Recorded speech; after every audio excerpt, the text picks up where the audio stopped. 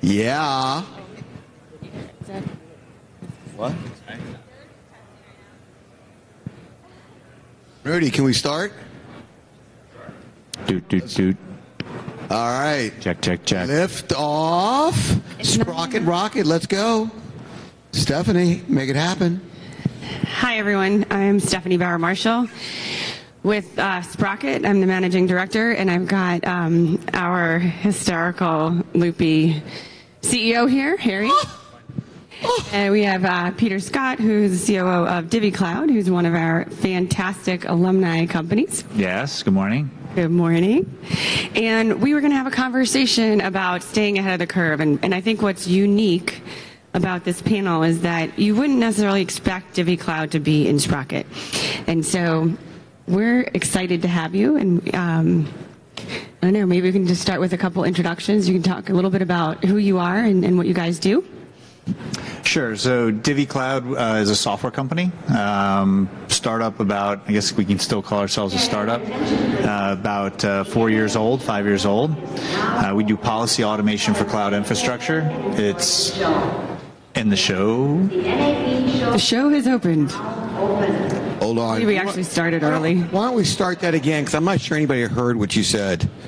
I think they were talking about your barber versus my barber. Because, yeah, I mean, I think it's good hair. Let's do it. All Go. Right. So, as I was saying, DivvyCloud, we do policy automation for cloud infrastructure.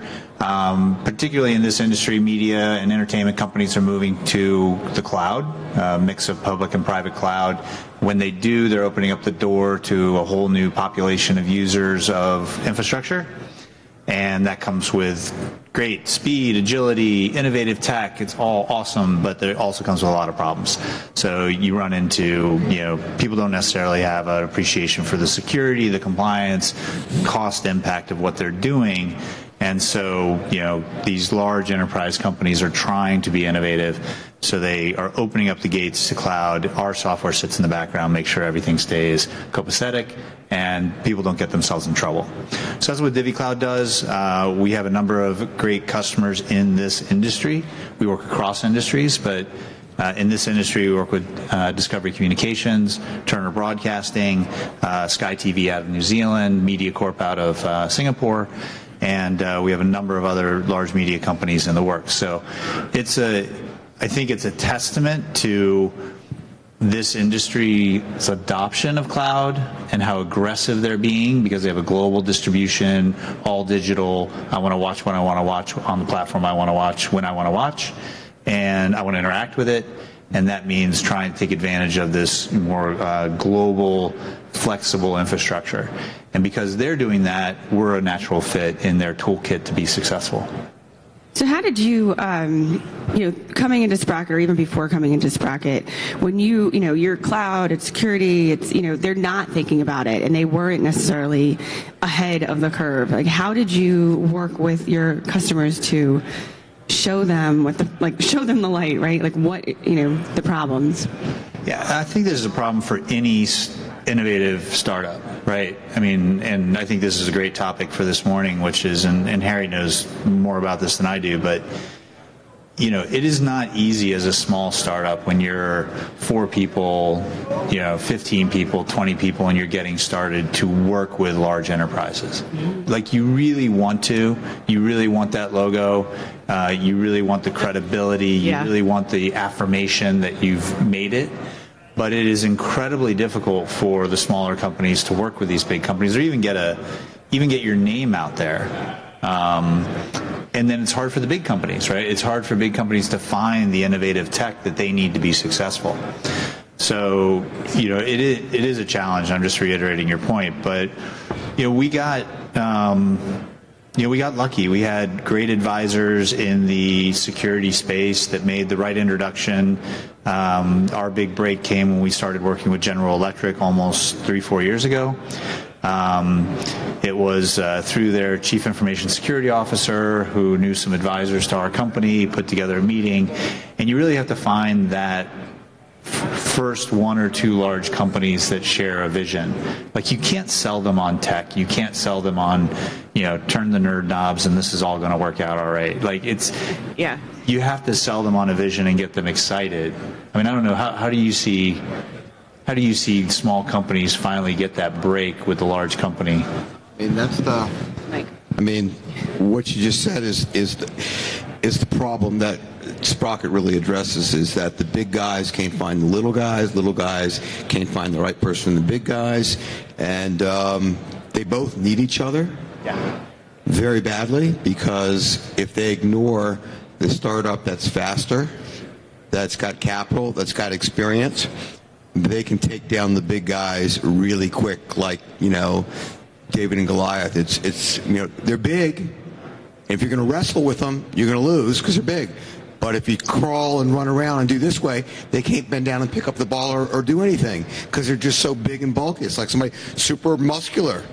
Take a skinny kid that's fast and agile.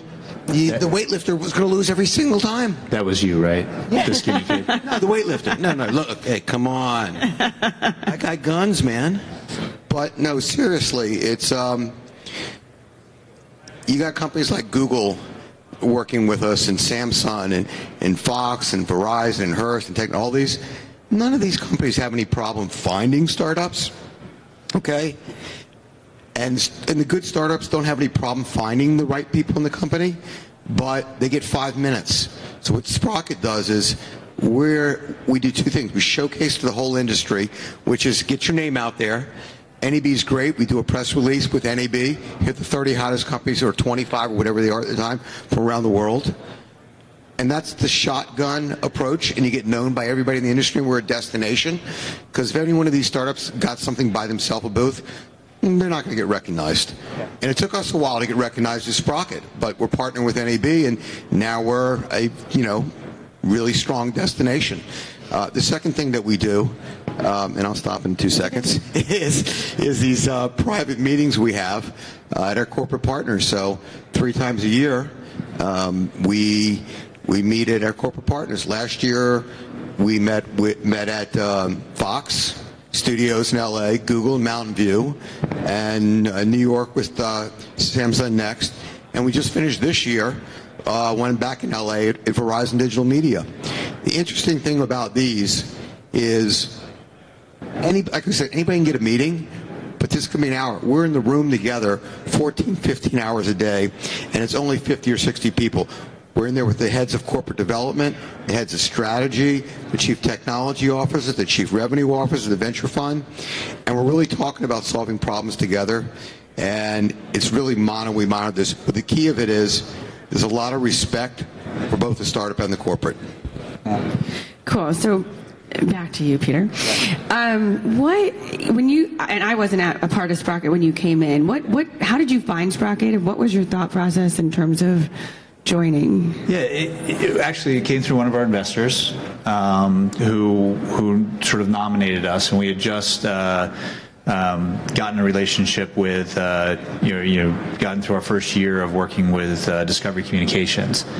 So we felt like there was a good growing need for our technology in media and entertainment. They said you should check out Sprocket. We were nominated.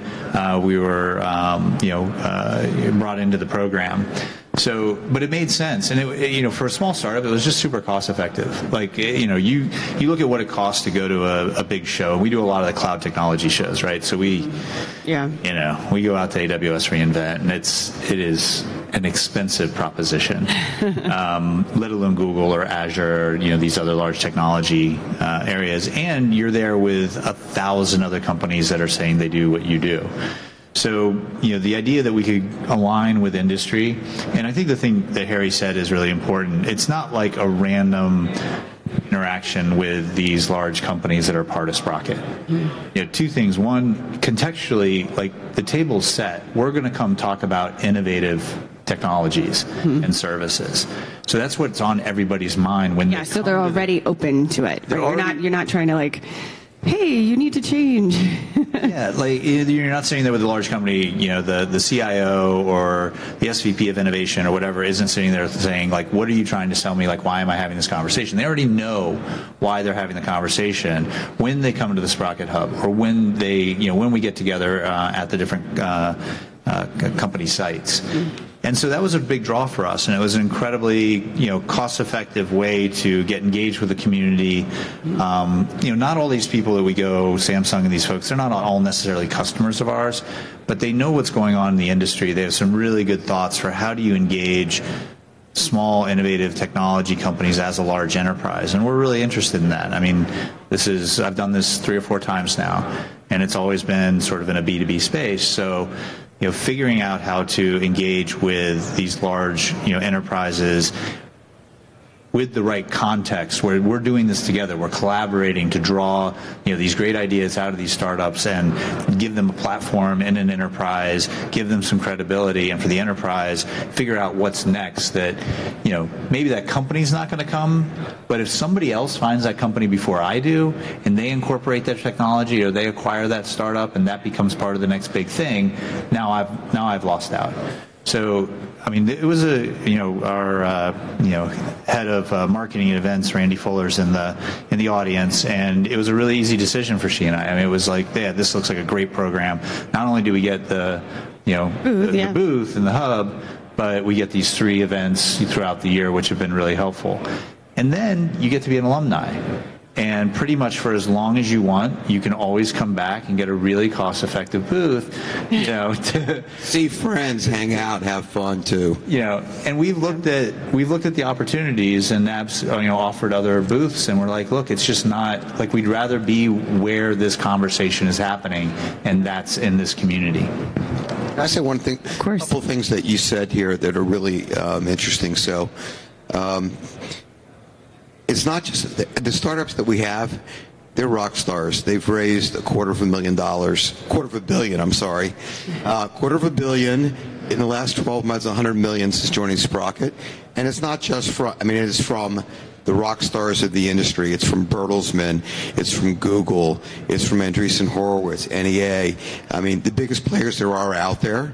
So all of our startups, a lot of them are serial entrepreneurs or industry executives that used to be the CTO for a Fortune 50 company or an EVP. They know the industry cold. So just 2 things. For the corporate side, what's really valuable for them is we put them in the room with other corporates that sometimes they're not that friendly with, and they learn to be nice over time. And it's like, oh, because what's happening in the media, tech, and entertainment industry, there used to be 3 different things with 3 different cultures, 3 different business models, and they all hate each other. Okay? The culture in Silicon Valley versus LA versus New York, 3 different types. Even if you didn't have to talk about business, just 3 different personalities of people that live in those places. So you say, why would Google join Sprocket? They got every startup in the world. Well, they told me the reason they do it. They said, hey, you allow us to be a nicer image than some people view us sometimes with the broadcasters, and they actually give us companies to put in Sprocket that they've invested in because they said you have a different perspective that's interesting. For the startup, the last thing that I want to say not last, but one of the things I want to say is it's not just, and Rudy, who's doing the live streaming, and a big shout out to Rudy. At Switchboard Live, who's also an alumni.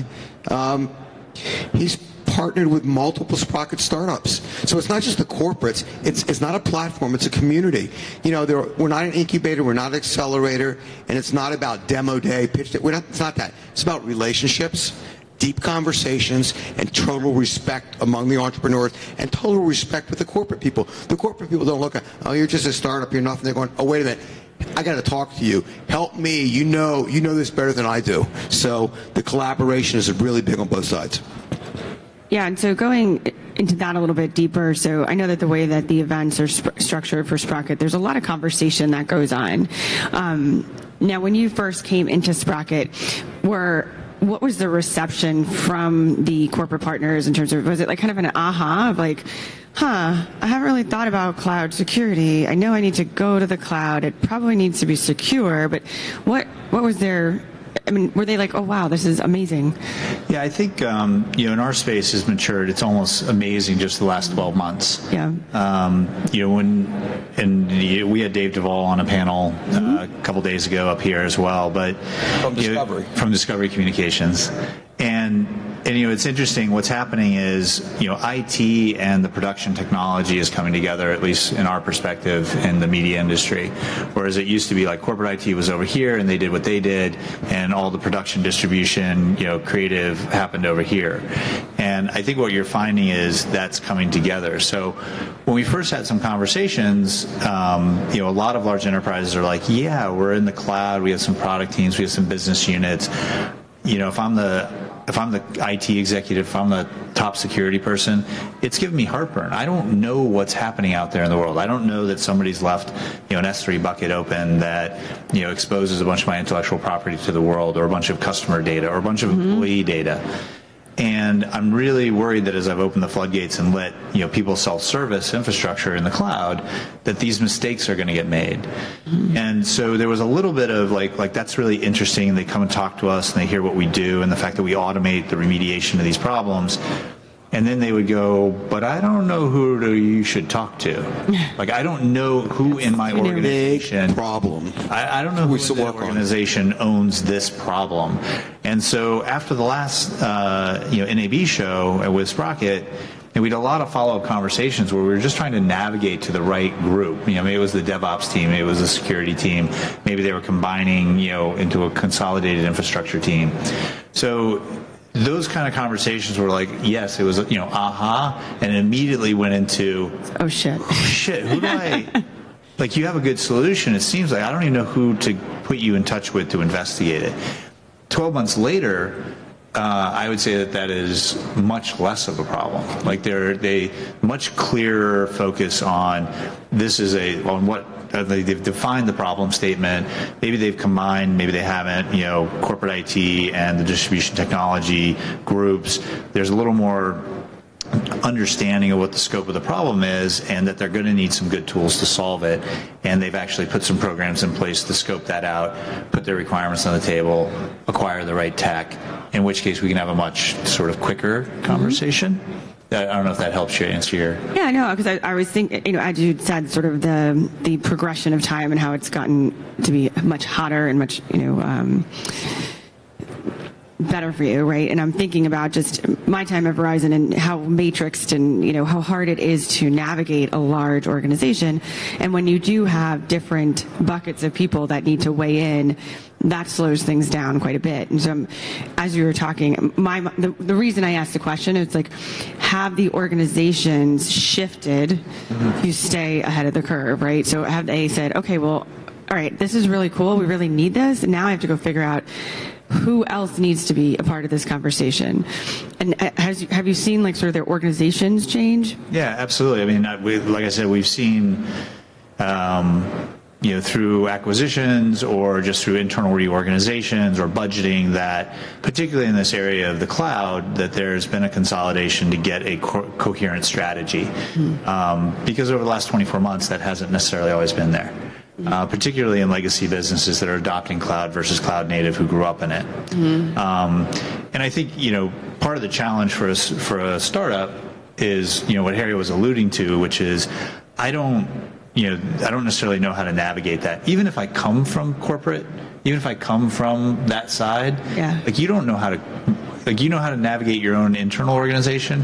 You've never had to come in from the outside before. It is so hard to come into one of these large organizations, get the time of day, figure out who the right person is to talk to.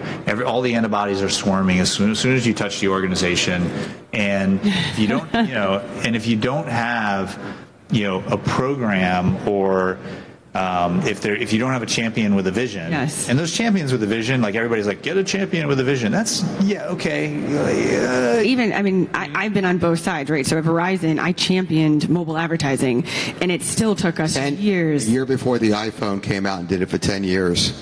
Not bad. And just the amount of bureaucracy that you had to cut through, especially when you're trying to do something new, it was hard. I mean, I'm tired. I'm still tired. And, you know, then even like having that, and I was a huge champion. We had like support at the CEO level, right? Yeah. And it still took years. Yeah, and you're right. I mean, we started at GE with Chris Drumgoole, who's the CTO of all of General Electric. You know, we started as high as you could get in the organization. And you're right. I mean, you know, that's great, but that guy's not going to get you through, right? You've got to have a program manager, you've got to have a team, and you've got to find somebody that knows how to get to the people.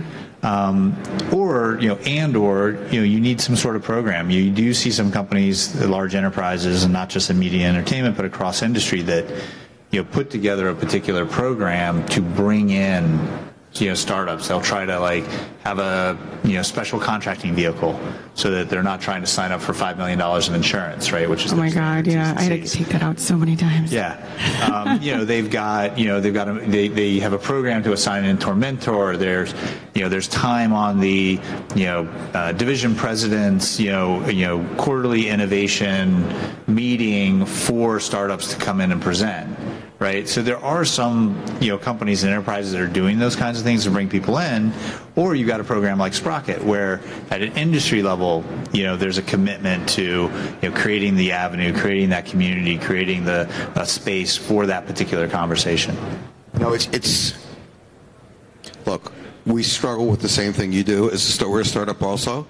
Difference is, our partners are Google, Samsung, Fox, Verizon, Hearst. They put up the capital, a lot of it. NAB backed it. So even with all those things, it's still hard. And one of the things that you said was interesting. It's just, you know, you get these companies that are worth $50 billion, and they think, oh, we just spent $20 million on innovation. Big shit. Doesn't get you anywhere, dude. You know, it's like if you got a $50 billion company, you better be spending 10% of that on innovation. And the issue is the companies that work with us, the corporates, they get it, they understand it, they're not tire kickers. They put their most seasoned people in the room, and they don't penalize them for failure. If they bet on his company's like, he messed up, you know, get a bad haircut or something. Oh, he didn't mess up. I know. I'm just give him the hair. Yeah. Maybe with the hair. So I'm going to do that next summer with you. It's a summer thing. Anyway, for the big corporations, it's got to be a cultural thing all the way from the top. Not to fail, they have to have processes put in place. They have to align compensation, and they've got to understand, unless they innovate and do these things now, they are toast. There's no way these big behemoths, I don't care who they are, can survive doing what they did yesterday, because technology is changing, consumer habits are changing, and the best and brightest people aren't going to work for them. They're doing the startup their own because they say, I'm not living that life. Yeah, I think, you know, it's interesting. I had an interview a few weeks back where we were talking about, like, well, what are, you know, if you're a startup and you're trying to work with, you know, in B2B with large enterprises, you know, what are some tricks to the trade? And, you know, I kind of came up with 3 things that I lived kind of like every day over the last 4 years. You know, one is, you know, when you get into a conversation, and, you know, Harry, you know this, you have to sell a vision. Like, you really, you know, and it's hard for technologists to do this, right? So if you can't do it, then get a buddy who does it, you know. Get a partner in crime, you know, get a Randy Fuller who knows how to do this and do this well, which is, you know, don't come in and start, you know, features and value and ROI. Like, sell the innovative vision. Like, you know, hey, do you want to wind up on the front page of the Wall Street Journal because all your customer data was exposed? Like, we're going to have a bunch of, you know, bots that are going to completely crawl over your entire infrastructure and make sure nothing is out of place. And if something moves out of place through no fault of anyone, or even if it is malicious, we're going to bring it back. And somebody goes like, oh, that's interesting, right? And now you can have a conversation. So that's one, is you got to really connect with the person with something that they're passionate about, and sell your passion. I mean, we have some large customers, and they essentially say, and I think this is a great tribute, they're like, you know what, you're the best part of my day. Like literally the time I spend with you is the best part of my day. The rest of my day is just shit, right? It's HR and it's budgets and it's politics and it's, you know, it's all this stuff. And, you know, if you can be that energy for them, you know, that's a big thing. And now I'll go completely to the other extreme of, you know, find some people who know how to contract with large enterprises. I find it falls down so often. Either the startup overthinks the contractual terms, and we signed up for all sorts of stuff at the beginning. Because who cares? Like, you know, if it doesn't go well, we're not going to be here in 12 months. So, take the risk. Yeah. So, you know, but you also have to know how to navigate that, you know, that corporate procurement. Because even if they do set up a program, eventually you're going to show up and wander into a corporate procurement guy or gal who, you know, they do what they do, and they're pros. Please fill out this 18-page spreadsheet with 50,000 questions on your security. Absolutely. You know, and so you have to think about how do you position yourself for to engage with these large companies. You know, one of the things we do is we're on-premise software. So as soon as I get to the 16 pages of all the security stuff of how I have to protect my customers', you know, data, I can just skip that part because I'm like, I don't have your data. You install the software, you run it, we don't have access to it, and all of a sudden I get to like get rid of 15 pages. Oh, awesome. So, yeah, like, and you go like, oh, and we don't collect any PII. Okay, well here's another 15 pages we can get rid of. So sometimes you can kind of, you know, pull together your how you're engaging with these customers and what your operating model is, recognizing that, you know, one model may be a disaster to try to contract with the large corporates, and another way may be a little bit easier. You know, and the last thing is you got to perform. You know, the sell is not the end; it's just the beginning with big enterprises. Once you're in there, you have to make sure that you got, you know, the people and the technology. You're going to make mistakes along the way, and they expect that. But you better be ready to move very fast to correct those mistakes. You better be thinking, you know, 3 months, 6 months, 12 months down the road on how your product or your service or your company is going to scale. Because if you fall down for that large enterprise customer, they've taken a big, you know, there's a risk, stakeholder in there who kind of bet on you, who put a lot of their personal political capital in there. And we've got people like that in our customer base, and we don't want to let them down. And so, you know, we'll bend over backwards and do whatever we have to do to make sure that they're successful. Very cool. Do you have anything to add, Harry? What? Do you have anything to add? No. All right. I guess we have a couple minutes for questions. Does anyone have questions about how working with... Sure, come on. Can you come up to the mic? You don't get to just sit back there and lob questions. You got to come up to the microphone. I want to say I've been here a couple of days, and this is the best thing I've attended. Wow. Because I'm in the same situation as a lot of companies. I've been out in Hawaii for 10 years. I started a company 9 years ago. I feel really sorry for you. Yeah, it's fun. I'm a born and raised New Yorker, so I don't really get to explore Hawaii as much as I would like. Some good things, some bad things, and maybe you guys could help me. I have a major issue, but along with that major issue, there's very much positives. I created a company that has an extreme content development team. I have the best and most focused luxury targeted distribution in the state of Hawaii, and I have a substantial amount of revenue from luxury clients, from Harry Winston to Louis Vuitton to you name it. All of those clients are going, when you scale, we are going to follow whatever you do. All right? That's good to have, because you know there's good situation, major issue. How much I have a team of 20. I started from a kitchen table, and I built, I think, the best team in the state of Hawaii. Problem is, can we scale? Because I have a need. My clients are going, when you scale, we are going to buy. Because my distribution is so targeted that it separates ourselves from the rest of the advertising world. Mm-hmm. We work with luxury hotels and we work with luxury residential. And we produce television shows for them and we produce publications for them. All right? And it brings in quite a bit of money. So now I'm here going, I want to scale my company.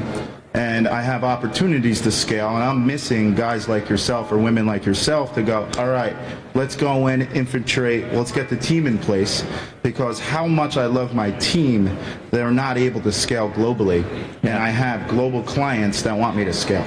Yeah. So I don't know if I went off on a tangent there, but it's just, first off, you guys, best conversation best session I've been at. Thanks. In the past couple Yeah. Pay you later. Yeah, that's it. I don't know if that's a Yeah, question or whatever. No, the scale. I think we should all three answer that one. Why don't you start? Yeah. Okay. I mean, the scale issue is a huge problem, right? And part of it is, different people are going to help you scale versus the people that helped you build your product and service in the first place. And there's a real talent to it. There's a real talent to creating the first article.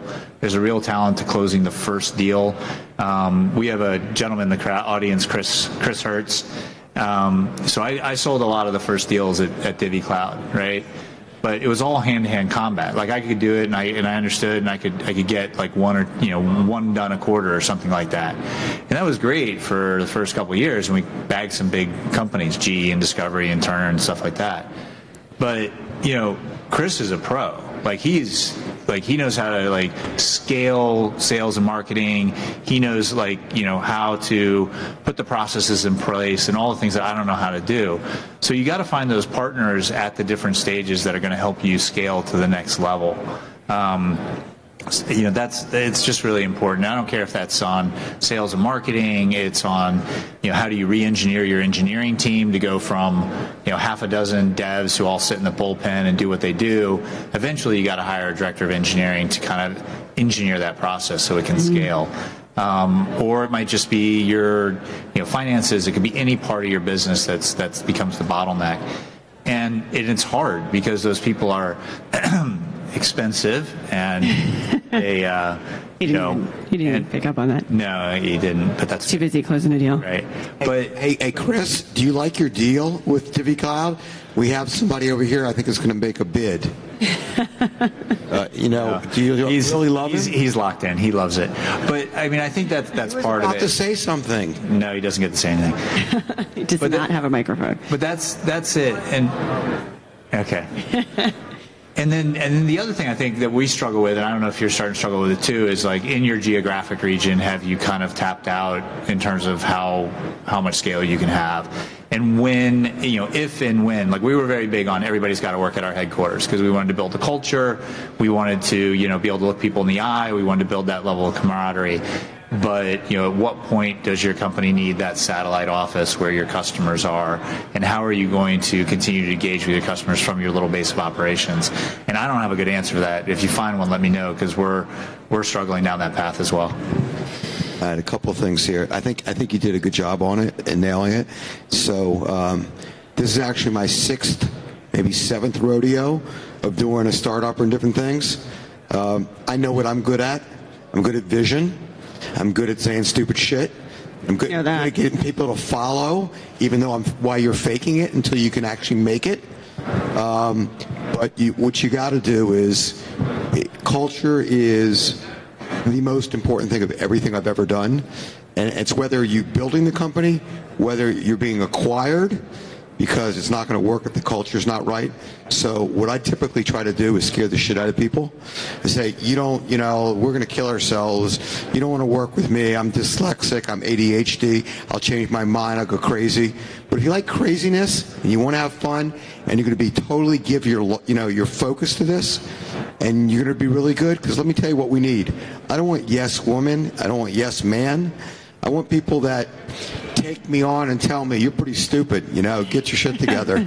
Every day. So I know what I'm good at, because I come up with stuff all the time, but I also know that I have to bring in people like Stephanie, who spent 10 years at Verizon and rolling in the corporate world, and also worked with startups, so she knows both sides of it.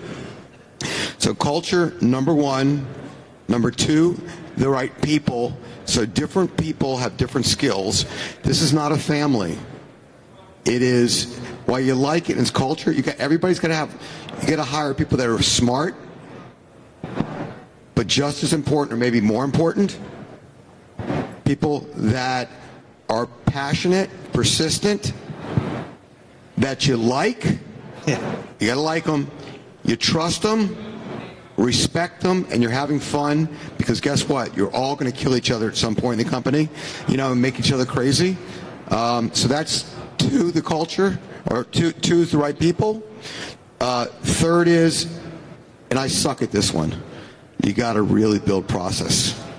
Okay? You have to have a systematic set of processes, and they change. And I guess the overall arching thing is it's just getting everybody aligned and then knowing when to go. At points I was a micromanager, and then you got to go, oh, screw it. I hired you. You're really good. And I don't like what you're doing, but I hired you. That's what you're doing. Do it. And you're going to pay for it if it doesn't work out, but you got to do it. Okay? So I would say, if you're looking at, okay, you've got, coverage across the state of Hawaii, I would look at what's repeatable. So taking what you have there and the processes, hopefully, that you have in place, and what can you do to replicate that in other markets, right? Because it seems like you want to do a market expansion. Is that right?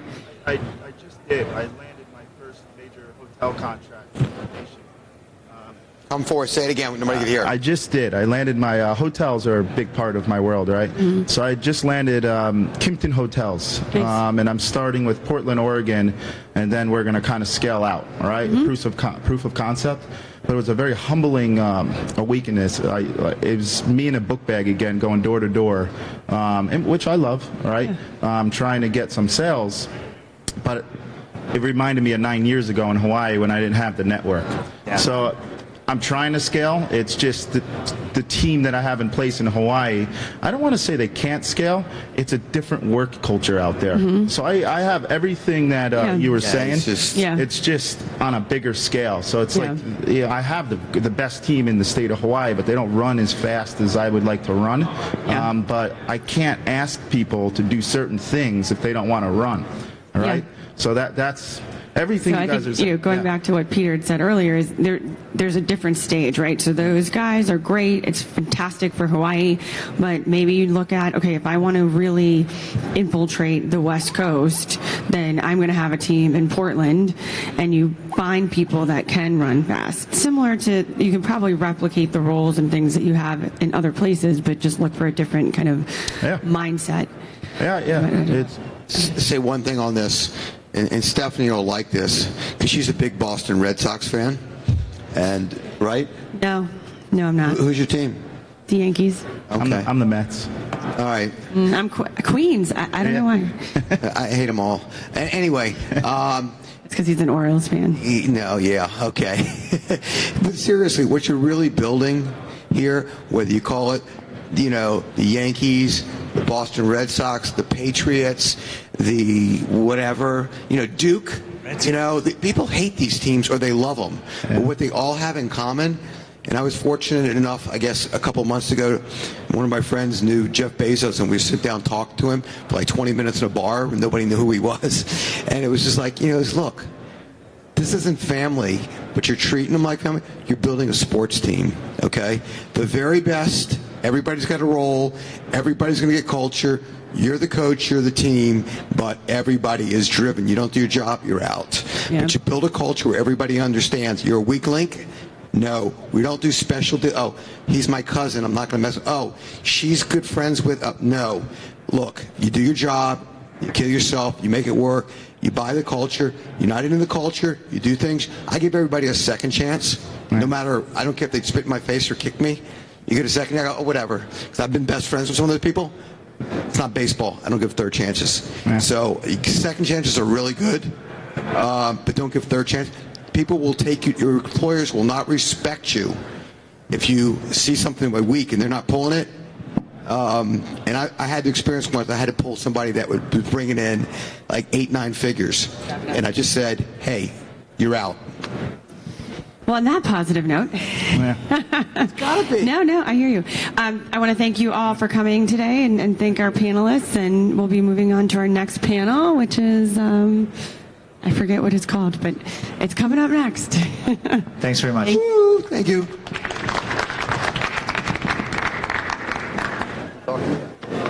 No, didn't do that, dude. I'm gonna go to your barber. I'm gonna do it this summer. This time it's getting it from A to B to C to D to E. That's an important thing.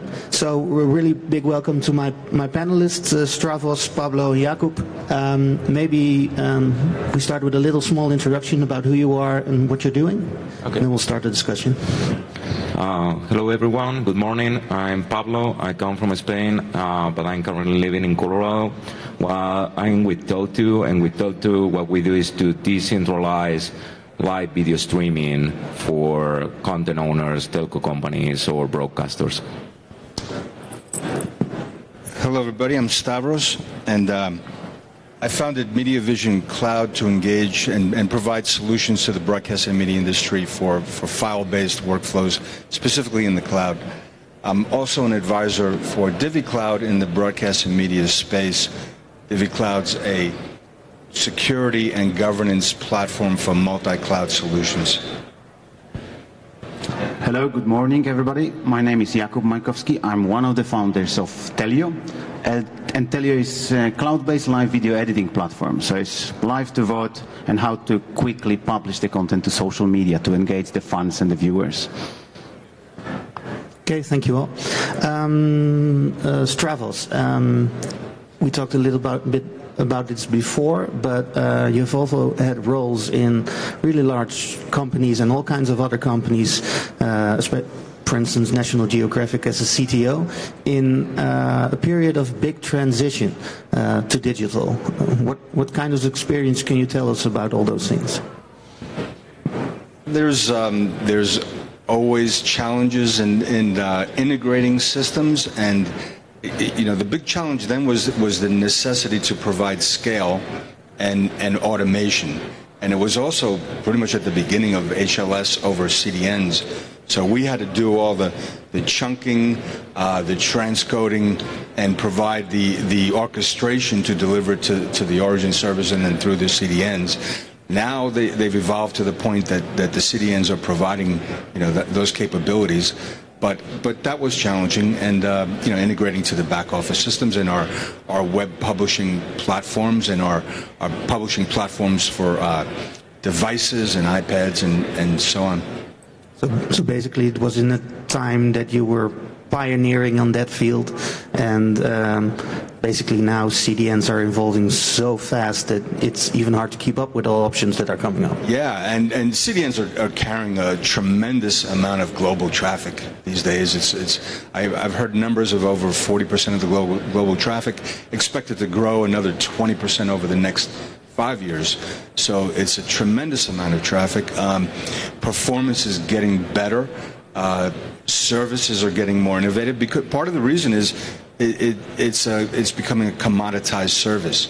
So the pure delivery is becoming commoditized. So to survive and thrive, the CDN providers have to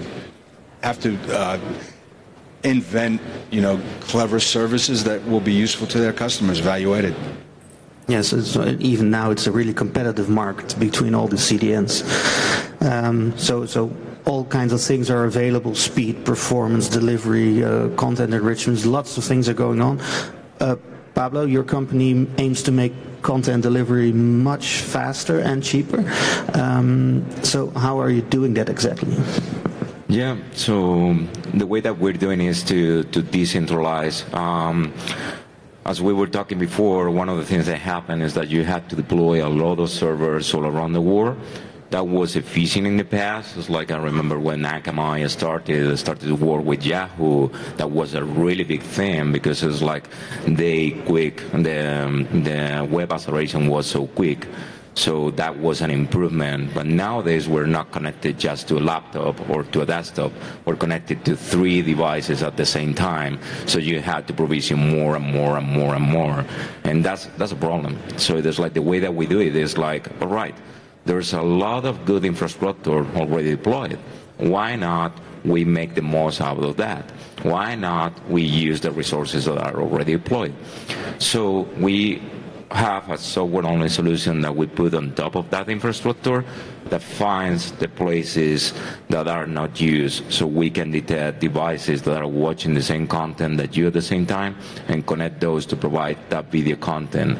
So in the end, we're killing the buffering for all live video streaming, which is something frustrating when you're watching your favorite shows, sporting games or something. Yeah, because in the consumer market, it's everything about speed and quality and moving really fast. Yeah. Jakub, so as broadcasters go digital, how are you helping them to get their content out? Yeah, that's what we've seen during the last years. I mean, broadcasters, they need to reach audiences, whether it's linear, OTT, or digital platform, and we actually focus on the digital part of it. So we actually help them to leverage the live content and engage audiences with the kind of a targeted, customized messages on those different platforms. So they basically can use Telio to create live stories out of the live content in the real time. They create highlights, they can create animated GIFs, images, so they can target those audiences and they can reach them really at the spike of the interest in there during the program. So it's one thing that you do it live, but it also allows you to actually work with your VOD libraries, connect the live and VOD content, and bring those kind of stories that you could leverage, in between the episodes or in between the games, so you can actually keep the audiences engaged all the time. And if we listened to the panel before, this is all new technology coming from really new, great, smart companies, targeting basically the traditional industry. And all the functionalities are really close to their end user. So how do you manage to get these fantastic new pieces of technology and get the trust of those companies to let you solve their problem? Oh man, I remember that the first thing that we did was like, all right, this might be a thing, right? It's like we can decentralize the whole delivery, which is a really huge thing in the market. But let's test it.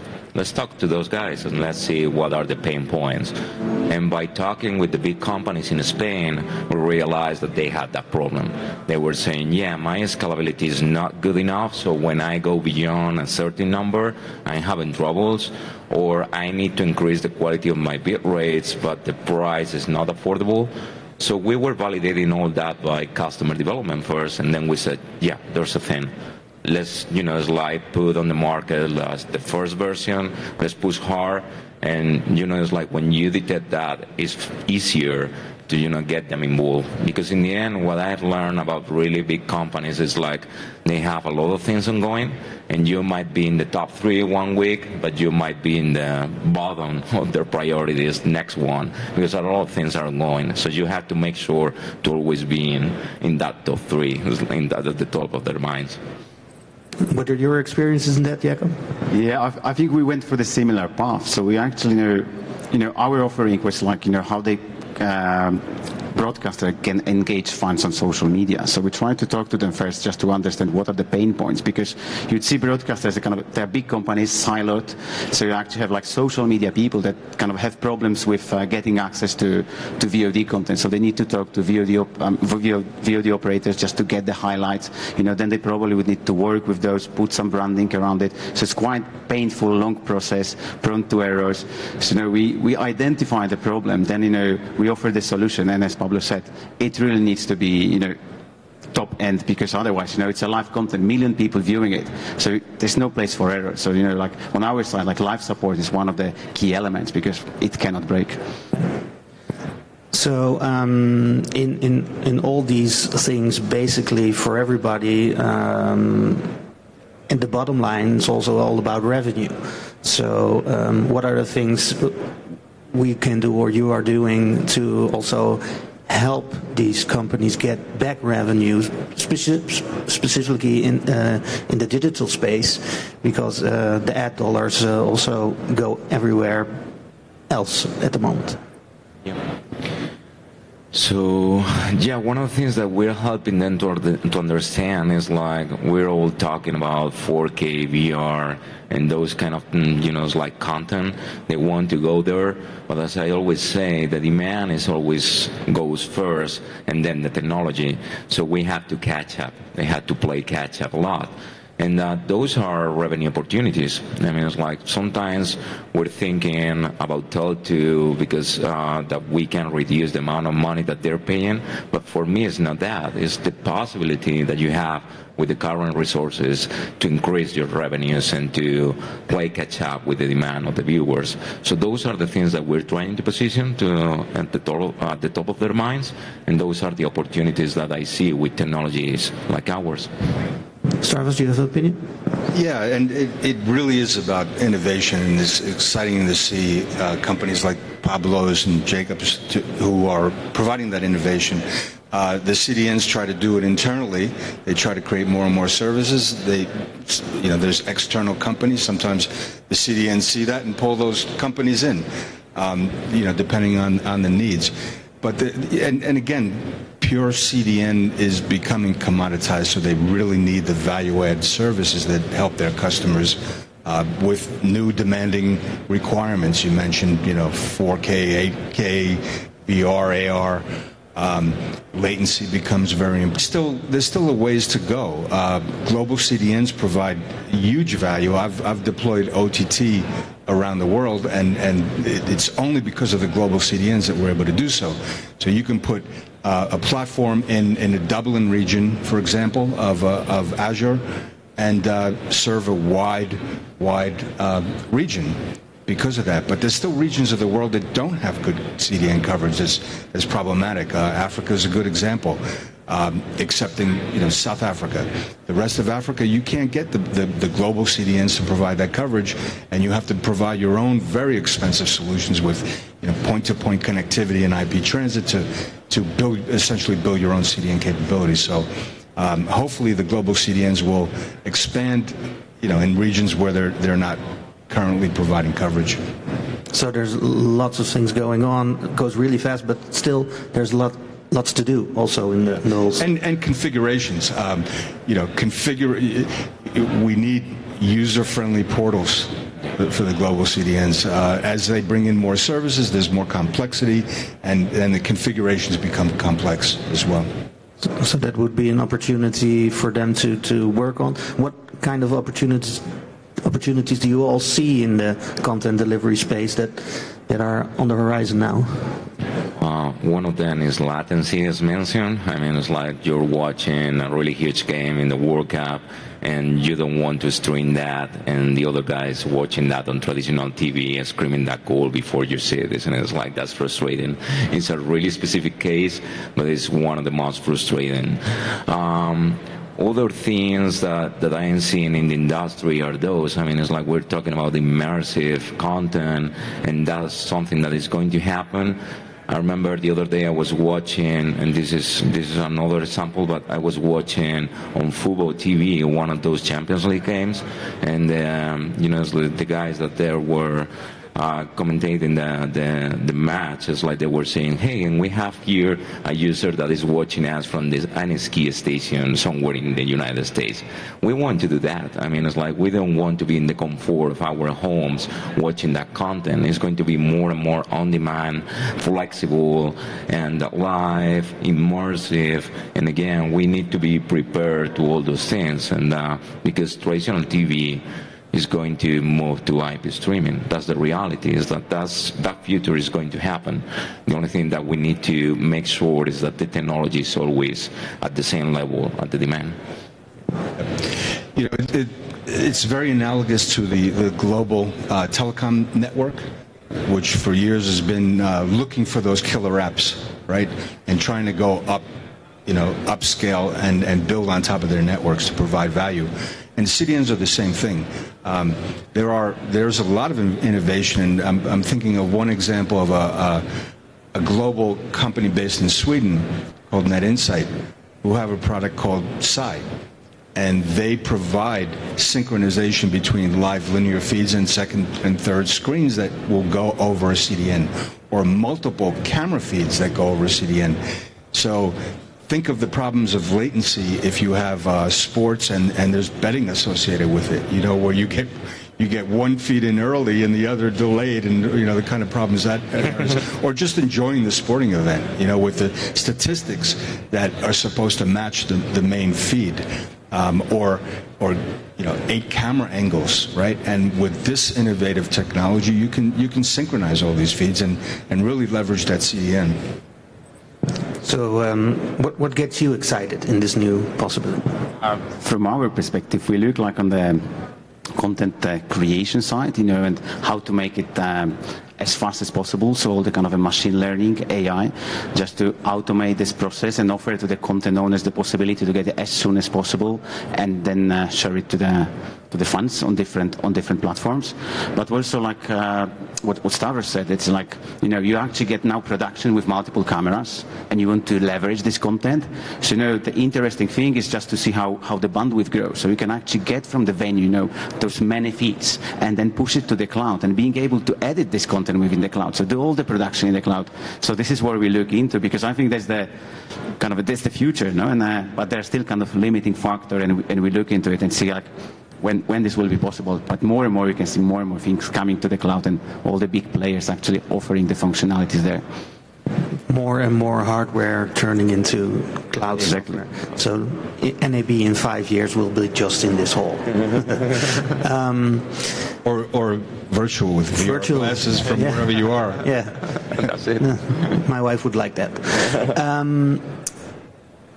So now this whole industry is really evolving into cloud. It's disrupting many traditional things.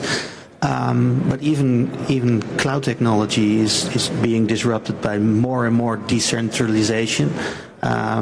What kind of options does like blockchain technology have for content delivery? Does anybody have an opinion about that?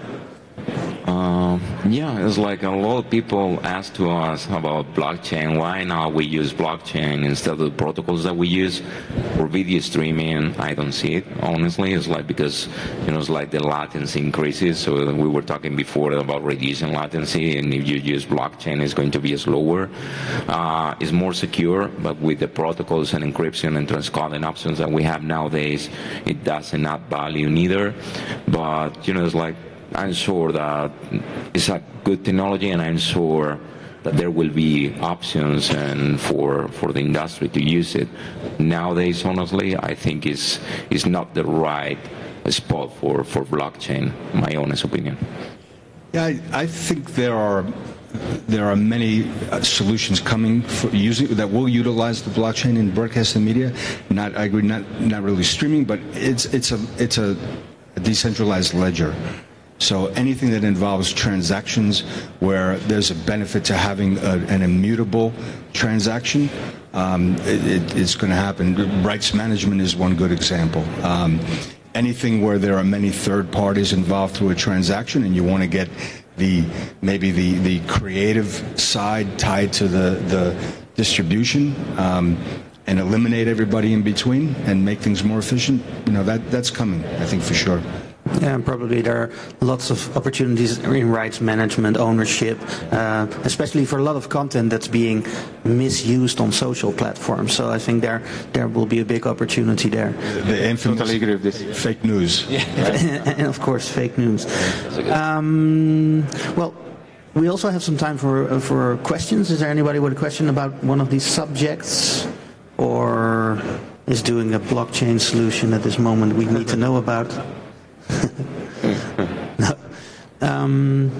Any final comments, gentlemen? Well, I just want to say that this is exciting because it's like, for me, we're at the early days of a new revolution. It's like OTT platforms using content delivery networks has been there, but right now we're seeing how that is transforming. It's like the early days of, you know, it's like Google, Yahoo, and all those ones, and I'm really excited about that because it's a really good opportunity. We're transforming that, And it's like I always say, there's like, our mission is to kill buffering. It's like, imagine a future without buffering. It's like the early days of the internet when you had to connect to the router and it was like, pa-pam, pa-pam, pa-pam, pa-pam. Nobody remembers that anymore. So we are, it's like working all together to revolutionize all that and make the TV experience on the internet the same one as we have it on traditional TV. Yeah, I think the future is exciting. We're in the business of providing the mechanisms for the storytellers. Essentially that's the business that we're in, and to the extent we can make things more flexible and easy to consume, that's where the benefits are.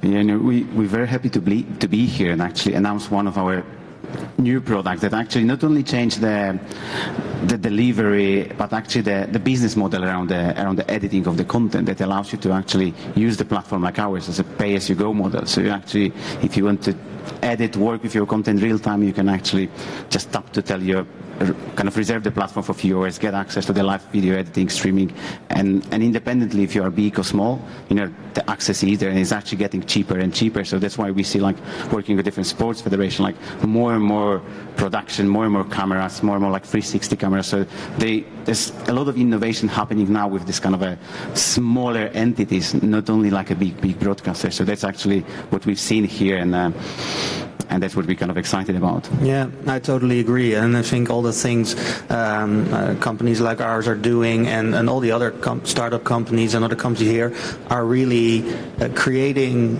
possibilities for all kinds of people, smaller companies, production companies, to get more control about their future as well. So it's a really exciting time to be working in this industry, and I'll thank you for this panel session, and everybody enjoy their last day here on the floor. Thank you very much. Thank you very much. Thank you.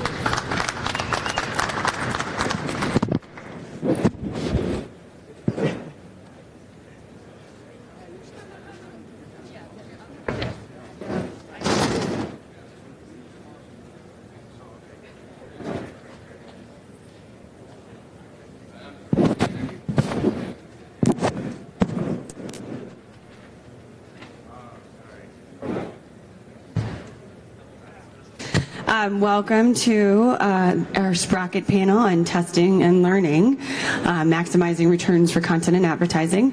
We've got a phenomenal lineup of founders here with us to share their stories. I am Stephanie Bauer-Marshall. I am Managing Director of SPROCKIT, and we help connect enterprises and entrepreneurs in the media and entertainment space. And so maybe we'll just start with some introductions and go down the line, and then we'll jump into some learning. Okay. Hey, I'm Nancy. I'm the CEO and co-founder of Aptimize. Aptimize is all about A/B testing and feature flagging on mobile, server-side, and web. So we work with apps across more than 100 companies all around the world. We're probably installed on your phone right now because we're in more than 1 billion devices. Abe Gottesman. I'm one of the co-founders of Promethean.tv. We have built an interactive layer for video.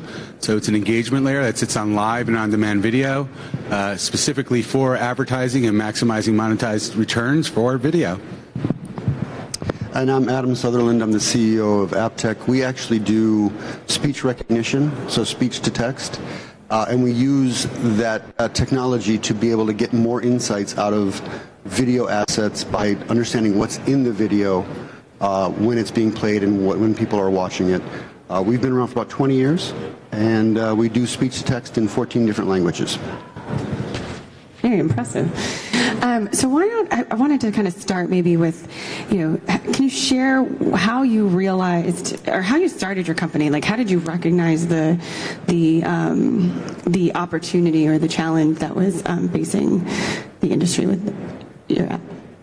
It seemed like a really obvious idea in that this is how all the top apps in the world operate and how all the top companies know how to iterate their user experience to make more money. If you're not doing testing and feature flagging, then you just don't really learn very much about how your users are responding to everything that you're doing. So it's the only sustainable way to keep innovating. When I first started the company, we just saw that the apps that we were working on, we were developing a few apps on our own. We're just never going to get off the ground unless they had some kind of framework for trying different versions of it and very quickly being able to iterate and send different versions to different people and see how they respond. And now this is an industry standard now. And at the time, everyone aspired to do this, but there were a lot of barriers technologically. So now we make it really easy, and we work with companies like Vivo and Hotel Tonight and Starbucks and so forth. And this is how everyone does all of their innovation going forward. So we came from the esports space, and we broadcast to 100 countries, 20 million people a month, and we had a 70% ad block rate. On top of that, the brands and the broadcasters weren't seeing return. There were these great overlays on the screen, so you saw Logitech, and you saw Intel, and you saw all these brands, and they were getting all these impressions, but they weren't getting any engagement. They weren't getting any return on their investment. So that's what led us to build out this interactive, where now you can actually put engagement message, you can actually engage with the video, with the audience, drive returns for your sponsors and your brands. And in the advertising world, you can take things from a CPM to a CPA, so you can actually engage in the video in real time. We started out as a government contractor and kind of did a shift a few years ago when we realized that the amount of video and other content being created out there was just going to increase, and knowing more about those assets in terms of how they're deployed and who's consuming what would become very important. We did a pivot. We continue to work with the government, but we moved into the media space in kind of full force at that time. Very cool. So as you were building your companies, what are some of the ways that you tested and learned? What's the process? Can you share with the audience how you moved it along the way? Well, we got our first customers and basically optimized along the funnel. So this is actually how our customers operate too, because usually they optimize the onboarding part of their apps, and then they optimize like other areas to increase retention. So first, when we started, we made sure that our demo was really good and that people could understand it. And then we made sure that the install process was really, really easy, because we noticed that the next blocker was people would just never install the SDK. And if it was even any programming or any configuration at all, they would just get stuck somehow and not do it. Because no one wakes up in the morning and is like, hey, I'm going to read the optimized docs and like figure out how to install this thing. So it had to be super easy. I had to be able to do it in under 5 minutes. A non-technical person had to be able to do it. So that install process took, we made that 0 lines of code. And then after that, we had to make a lot of interface changes to make sure that it was really easy for business users to still be able to use our product to do things that are pretty technical, such as, like looking at the results of A/B tests, setting up different variants, making changes to the app in a lot of cases without programming. So all of that stuff was like, now they bought the thing, now they have to use it. And we would obsessively track the usage metrics to make sure that they were actually using it frequently. And it's also around the types of people in the company that are using it and how frequently they were using it. And then we had to, finally, they would start getting results of the tests. So this is working the way down the funnel. I don't know if I properly explained what the whole product does, but we do A/B testing and analytics and feature flagging for mobile and web products. So after they set up the tests, it's deployed, then they still have to look at the results analytics and be able to understand it. And that's also non-trivial. So we had to make the analytics reporting really simple, but also like enjoyable to look at, so they're excited when they see it. Because what happens in a lot of cases is if they haven't thought about the test too much or the different metrics they're tracking, they'll make a ton of changes and then they'll launch stuff, and then some of the metrics go up and some go down, and they're not sure what happened, and then it's very easy to get like discouraged at that point. So we make it super easy. We make it clear that they're not decreasing their revenue in some way, and it's like we'll show how to increase the revenue, and then that's closing the whole loop so that they get all the insights. So this whole process took like multiple years of us, iterating across how to make sure the user experience was really good, and also that they're actually making money using our product, because, we're an enterprise SaaS company. At the end of the day, they pay us an annual contract to use the product, and they have to see an ROI of that of at least like 5x, usually at least 10x before they're going to sign the contract, because it's a lot of money at that point. So they have to see a lot of lift on all the conversions and the revenue that they're trying to get. So we try to deliver that result at the very end so that they're really happy and then they renew with us. Yeah, as Nancy said, the friction is the enemy. So people really want something that's really easy to use. Same thing for us. We're still in the iterative phase. We've got customers using the product, testing out the product. workflow for us is a big challenge. We're working with broadcasters who have production suites, and we're adding something to the production suite. So we're also working on ways to automate our triggers, automate systems. We had the Olympics by yesterday, and we're talking about automating through statistics. So being able to drive the overlays when a goal happens or when someone wins a swim meet, and localize that. So now for their workflow, they don't even have to have somebody clicking or programming it. So that's really, we're still in that iterative phase where we'll keep on iterating based on the customer use case, but really it's about getting in the customer's hands, having them use it, getting that feedback, and keep on iterating your UI, your UX, and all those great features that they need to make sure that it works in their workflow and it doesn't cause any friction. It's the number one enemy. They just say, hey, if there's any friction in my workflow, I'm just dropping it.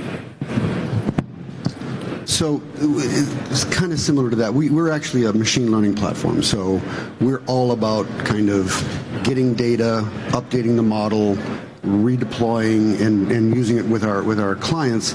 We are more of an API play.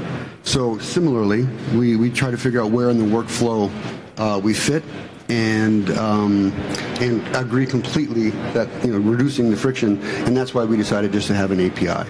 Generally, what we try to do with our media partners is be integrated at the ingest stage, so they run their assets through our model at ingest, and they get the metadata that they need to track the assets all the way through the rest of the process. Very cool. So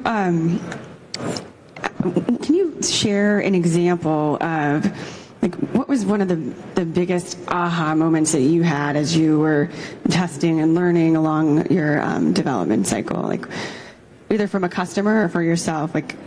Wow, I tested that and I learned something.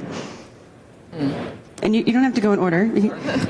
So we, when we were in the esports space, we actually went out and said, hey, let's see if this really works. And we did a trial with Glazer in their team in Brazil. And while they were broadcasting and streaming their content, they told the audience, hey, check out my gear, my Glazer gear. And we had a 75% click rate. And that was an aha moment. When you're looking at less than 2% click rates and you have a 75% click rate, you're like, oh, context really is king here. Delivering something when someone wants to see it is the ultimate goal. And that's really where we're headed. Advertising is another phase here. We avoid ad block. We're able to target things in a contextual fashion. And that's really the aha moment for us. What did you do with that learning? We started a company. We actually funded and started a company. We rolled it out. We actually implemented it to actually mimic that. So when we talk to people, we were able to relate best practices and how it actually works. Not that, hey, because interactive TV is something that people have been working on for 15 long time. Yeah. Jennifer Aniston's sweater is the cliche, yes. Going back to Friends. So we really have come to can buy your sweater. World. Yeah. So now we've come to a different world in a different place, and we're able to actually show results in real time. We have a digital world. Everything's being broadcast digitally, so we can work in multiple environments, and that's how we used it. I think I alluded to it earlier, but our big aha moment, we were working with a lot of media companies in their asset management and looking at their archives. And so they would give us their archives, and we would run it through the model and get the metadata and give them back to them. Having these conversations, we realize, well, hold on a second. If we actually got up front at ingest, not only does it help the rest of the process through editing, whatever other, but also the same model that creates the metadata can create closed captions and can create subtitles and create all these other things. So it might sound a little bit mundane, but it was a big aha for us. By just moving from the end to the beginning, the value to the media owner increased fivefold. Okay, I have 3, but I'm only going to talk about 1.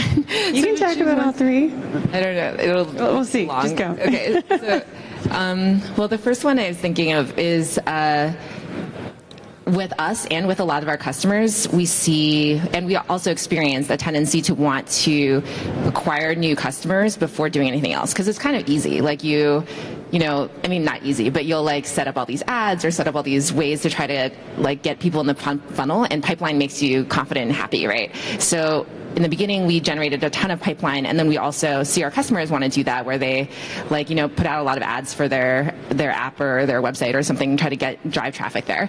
But we saw that it was a mistake for us to do that before we actually figured out the retention model and how to make sure that people actually continue to come back. And that because it, like, all that traffic that wasn't retaining drove our product in weird directions and made us make decisions that were really not long-term optimal for the product at all. So we focused on retention first after that, and then everything we do, we just make sure that the key people that naturally find our product or are already using our product really like that feature. And then after that, then we'll drive more traffic, more leads to it.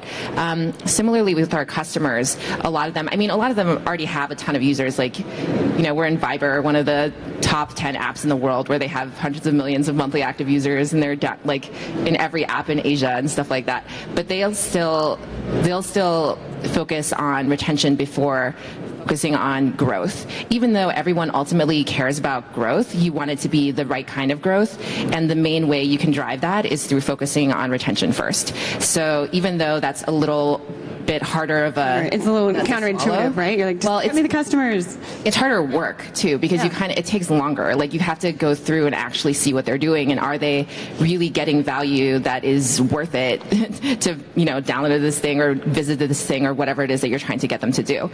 So that's harder in a lot of ways than like coming up with good copy and good ads or whatever else the acquisition model is. But that's the first thing that you have to prioritize, is what we learned. It's the hard, the only way is really the hard way. That's long-term optimal. Do you want to share another one? Okay, so the second thing I was thinking of was I learned a lot about targeting. I think that it's interesting because I see a lot of analogs between our business, which is B2B, and our customers' businesses, which are B2C. And one of the things I learned was around targeting, where the different types of customers actually vary widely in what they need to test and what is going to produce the highest ROI for their business model. Initially, I kind of naively targeted them, like kind of segmented our customers based on like industry, so it's like games are like this and like retail's like this and media's like this. And we have customers across all of them. And it was just kind of the most obvious way I could think of to segment them. But actually, when you dig into their usage patterns and how they really derive value, you really see that it kind of more depends on the business model and how they monetize. Like, are they a marketplace? Do they do this or that? And then there you can really tailor, like, these are the types of things that you should test that are going to give you the highest ROI. Because a lot of the things for our company are that you need to have the first few tests be really impactful, or they just stop. Because it's a pretty big change to your workflow to like be flagging these new changes you're doing and now trying to measure the impact of every change and doing a slow rollout of a change. Like, people, if they're not doing that in the beginning, to change to that kind of methodology is hard, because people don't change anything. Like, our default lives is just like do the same thing. So they have to actually see a huge return initially, or they'll lose, motivation to do this thing. So for us to be able to make sure and guarantee that in the first few weeks of using Optimize, they see a high enough ROI that they get excited and keep doing it, we have to know very well about, like, this is what we think is going to work, which is hard to guarantee in this case, because if you knew what was going to happen, you would just do it. And all these cases are fundamentally like intractable problems that require testing. But for us to recommend that, like, now I have a pretty good understanding how to target and segment the customers. And similarly, that's something I'll advise our customers to do, even in a B2C context, because there's actually a huge diversity of how they should be segmenting their users. The most obvious way that they come up with initially is usually just like new versus returning users, and they'll treat those users very differently. But there's often very non-intuitive segments that you arrive at later that are just not what you would have thought in the beginning, where you'd have some conception of like, oh, men versus women or whatever it is that you think is the most obvious way to segment your users. It's not the deepest insight. Like, when you start digging into how they actually use your product or what real value they're deriving out of it, you'll have a lot better ideas of how to profile them. And this is something that you only gain over time as you continue to test, because it's not just about A/B testing is not just about like red versus green or whatever. It's as you go up the learning curve of all the things that you want to test, you gain a deeper understanding of your users that you wouldn't understand otherwise. And then you have to treat them pretty radically differently, because they're fundamentally different, getting different kinds of value from your product.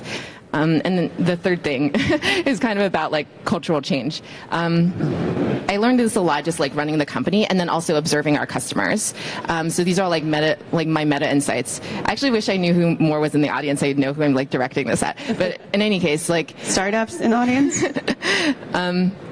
Okay, great. Yeah. So there's like the culture of our company changed radically just as we accumulated more data and we were able to just try more things as we got more confident in being able to have more customers to play with and different things that we would try, like more resources. So in the beginning, we were at the level of never testing anything. Like there was just we didn't feel like we had any time. And then we realized that this was kind of a trap because then you're just never really learning that much. You just try things and then sometimes it sticks and sometimes it doesn't and you're not really sure why. And then if it works, you kind of get scared to try something different because it worked, like, and you don't know why yet. So we started to be able to shift and just like having just carved out like parts of our users that we did slightly different things to. And that felt a little safer when we got more users, right? Like when you have like just a few precious users, you don't feel like you can do that, but you have to start doing it kind of as soon as possible so you can start to learn.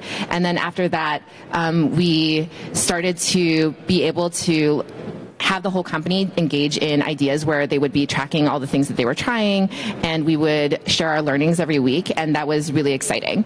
But this took this was a period of years. It was a long time of having to do this. I see this with our customers too, where we call it like a growth learning curve, where usually when they come to us, they're not testing ever. They're usually deploying a new version of their product every few months or something like that, and they're not really measuring a lot of things very systematically. They have a lot of metrics, but they don't really have a great understanding of what drives them. And then we'll push them to start forming hypotheses, and then they'll start being able to run some small experiments. And usually those experiments are just like, changes to the onboarding flow or different copy tests that they're running.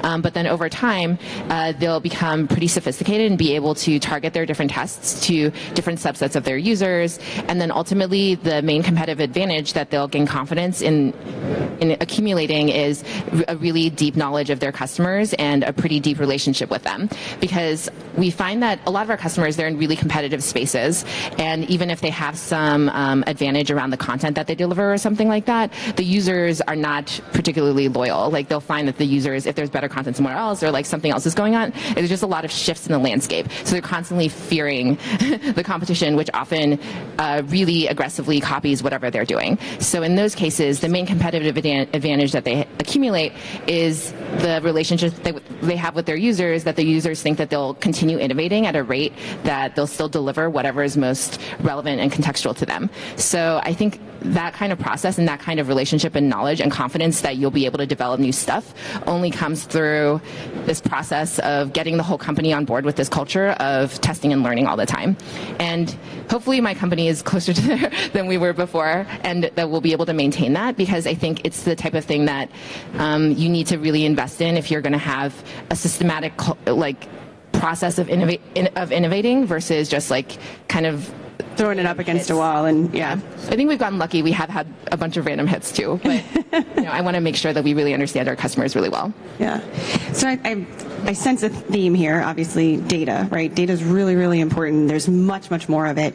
How are you using data and making it actionable for your customers?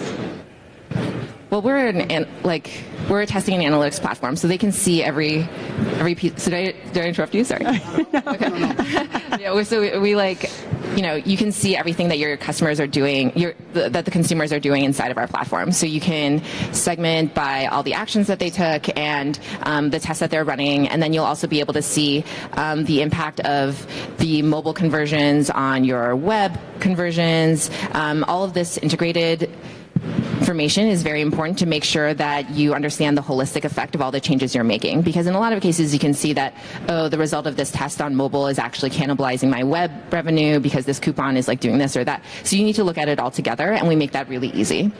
So we look at data in kind of two ways. One, for our speech recognition model, we need data in order to to kind of create a model for each customer. So we've got the base model, which is trained on thousands of hours of audio. But for every customer, we'll also ask them for some specific data from their genre, their vertical, whatever it is, to train a model for them to work with. The output of that, of course, is the speech-to-text metadata that they then use to better understand what they have in their archives, what are people watching, where within a video are people ducking out. So there's all kinds of very interesting information about what's going on inside the video that we are able to provide once we get the data from them to build their model. So for us, data, there's two sides to the data coin. We track everything that happens within any actionable message, any engagement message, when, where, how, what device was used.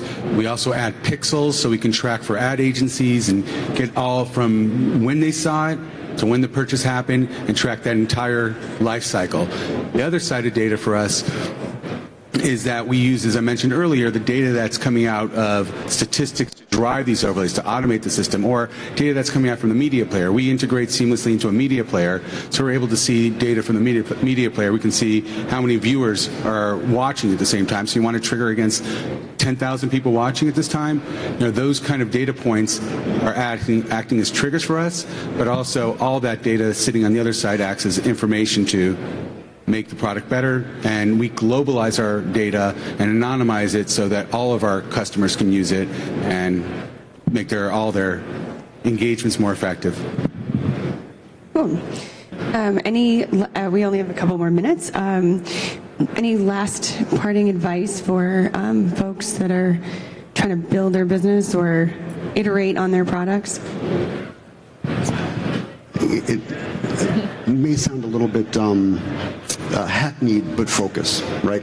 So we, as a machine learning platform, artificial intelligence, all those all the buzzwords, all the fantastic buzzwords, exactly. When we looked at what we were capable of doing with our software and our platform, tons of opportunities, right? So there's call centers, there's media, there's all these kinds of things, and especially when early on, you just can't afford to chase every shiny blue thing. So for us, it was very important to focus. You eventually can get there, right? When you grow your business, when you get a foothold here, then you can move to someplace else. But at the beginning, just focus is very important. Yeah, I mean, for us, same kind of concept. I mean, we had a lot of big companies come our way and want us to do this or that. You have to stay on your path. It's great to get your product in your customer's hands as quickly as possible so you can start that iteration as early as possible, because you may think you know what the customer wants and what the market wants, but when the customer starts using your product, they'll tell you what they want. They'll tell you how it works and how it doesn't work. So for us, it was really getting people to start using the product and then iterating from there.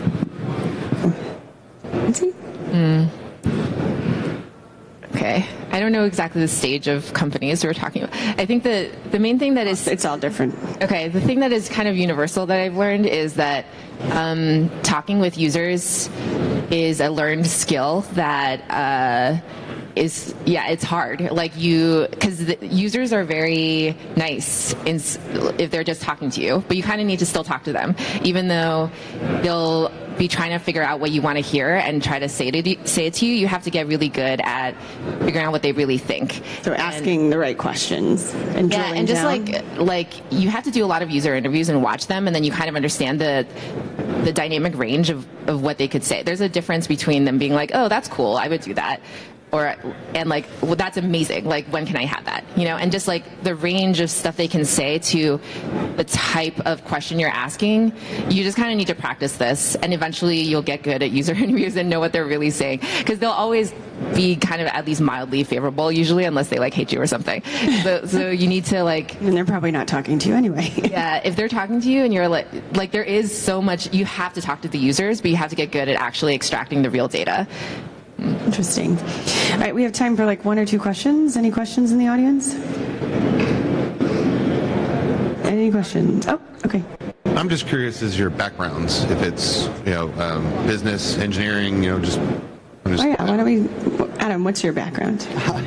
My background is business, so I spent a good amount of time in media on the kind of corporate development strategy side. before coming over to AppTech? Yeah, same as Adam, corp dev, biz dev, sales. I've worked with a lot of large brands in the advertising space, and that really led me to this place. I have a weird background. Before Optimize, I was in algorithmic trading, so that has nothing to do with anything I'm doing, except in terms of the data, like my background's in big data analytics, basically. And I wouldn't have called it A/B testing or feature flagging at the time, but that's what it was at the core of being able to develop signals for trading.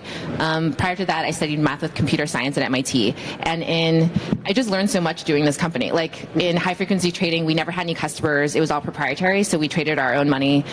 We also just didn't have anything that was like remotely supposed to be serving someone who was non-technical.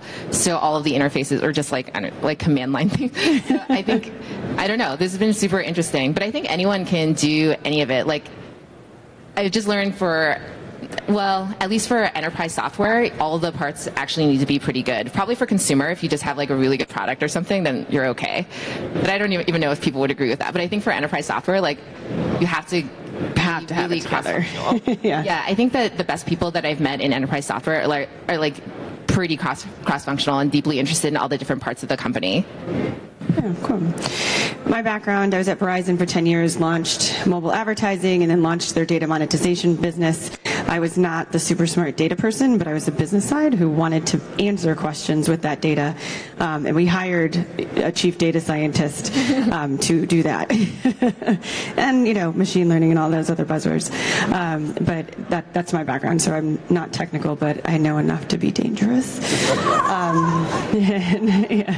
So I guess if there's no other questions, I would love to thank you guys for coming on this panel on a last day of the show, Thursday morning, and I hope you guys enjoy the rest of the day. Thank you, everyone. And we invite you guys to come to the Sprocket Hub and check all of our what we're doing. Oh yeah, these are all founders and CEOs of our amazing startups in the Startup Hub. It's the red spinning thing. Content, so that's all.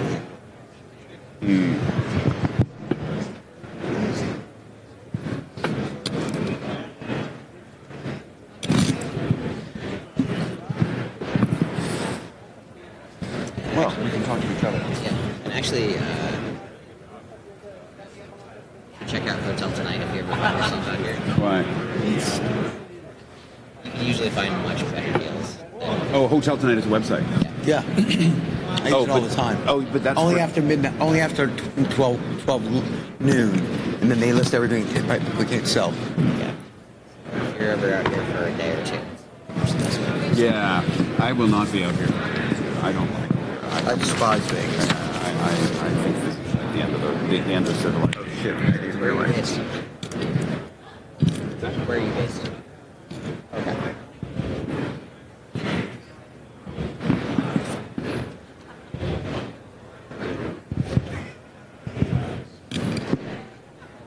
Let's get together when Guardians are busy first. Oh, yeah, you said that. Yeah, let's talk about that.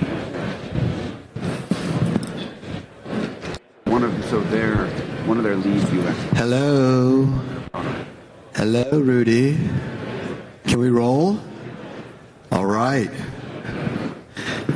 So my name's Harry Glazer. I'm the founder and CEO of Sprockit. And our panel is, I'm going to turn around and read because somebody put me in this position about 5 minutes ago. So let's see what it is. Listen and learn the impact of voice on media. Well, fortunately, I know the two guys next to me pretty well.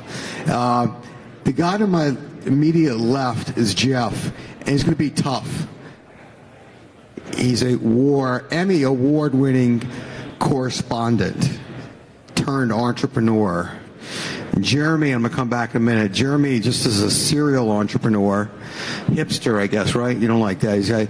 I never seen him with a tie, man. He looks so dapper. Thanks, Aaron. So here we go. Here's the toughest part. I'm going to start with Jeff. here. And the question is, really, you got an award-winning, Emmy reporter doing more stuff. What the hell are you doing a startup as an entrepreneur? What do you know about that? If you told me 10 That's years enough. ago, That's I would enough. be, yeah, if you told me 10 years ago I'd be up here talking as a founder and entrepreneur, I would have said not a chance. I'm a reporter to the core.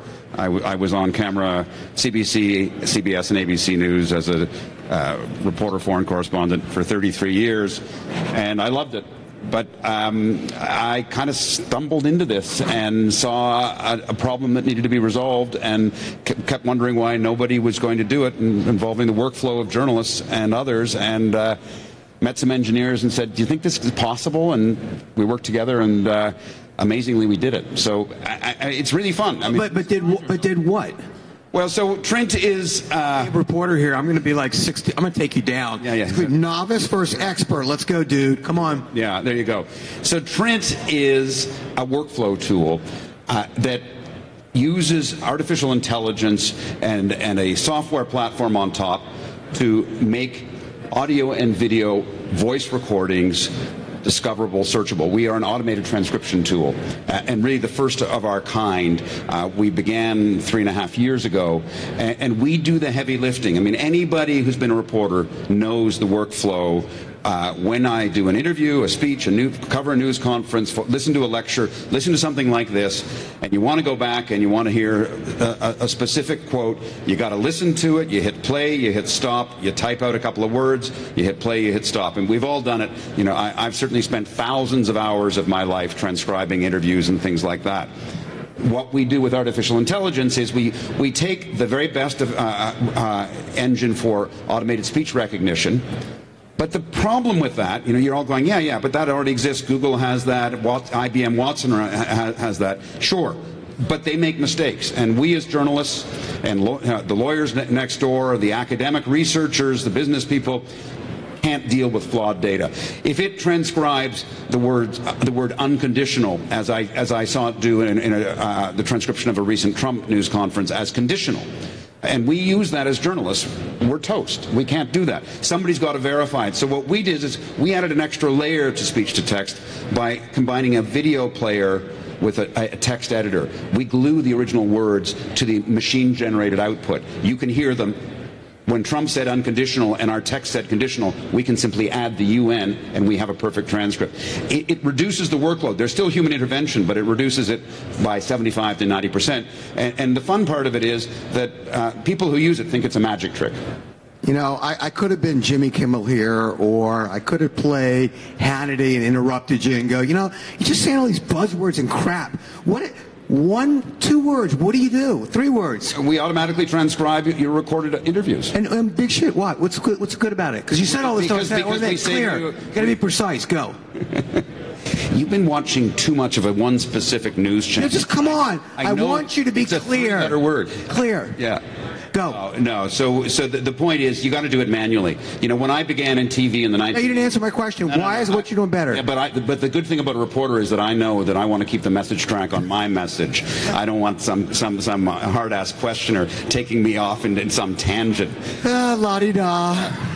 No, so the point is that you got to do this manually. And in a world that's all video and audio, and an internet that is 80% video, it's not discoverable. If you want to take this recording and find the reference to enough, Jeremy's got to be able to search. Enough, sir. Okay, enough. You know, really, seriously. I mean, let's get real. Jeremy.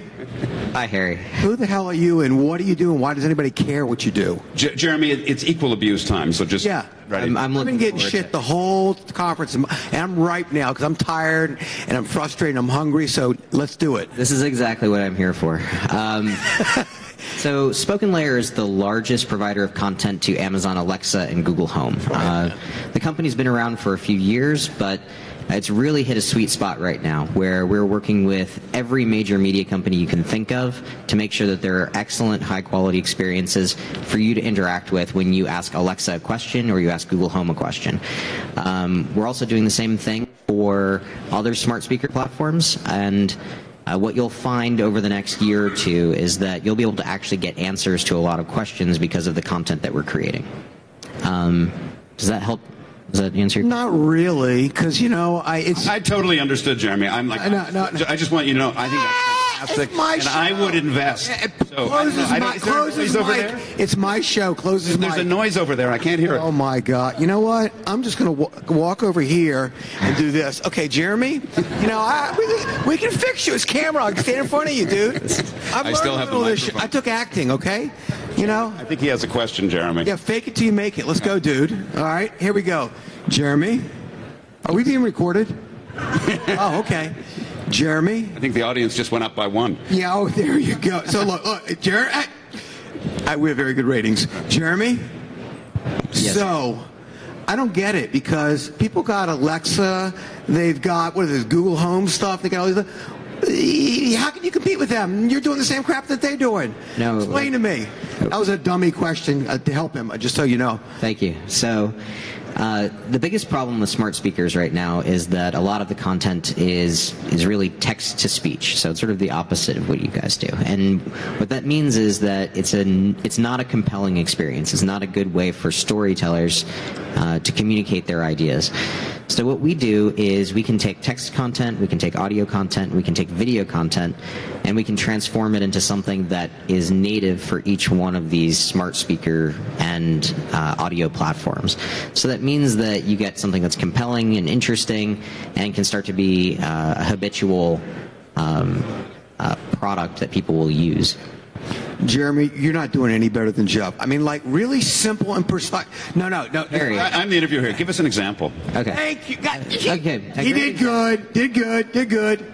I mean, because I don't know what you do different than they do. Okay. Why are you relevant? Like a sentence. Excuse me. I understand. Example. Let him answer the question. I am. So a great example for this is if you live here in Las Vegas or you lived in Columbus, Ohio or Miami, Florida, you can actually ask for the local news or you can ask for the Miami Herald. You can and then get a response back that gives you a real news update, something that's actually human voiced and will help you live a better life.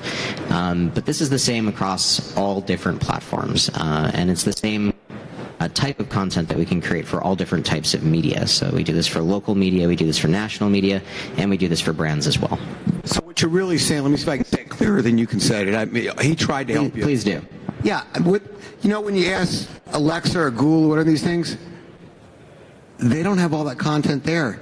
He's taking, the print and giving the content. So when you ask for something, it's there, right? That's right. Think of this like the internet. Think of this like the internet in 1994. Somebody needs to go and create all of the content that can be searched for and that people will consume.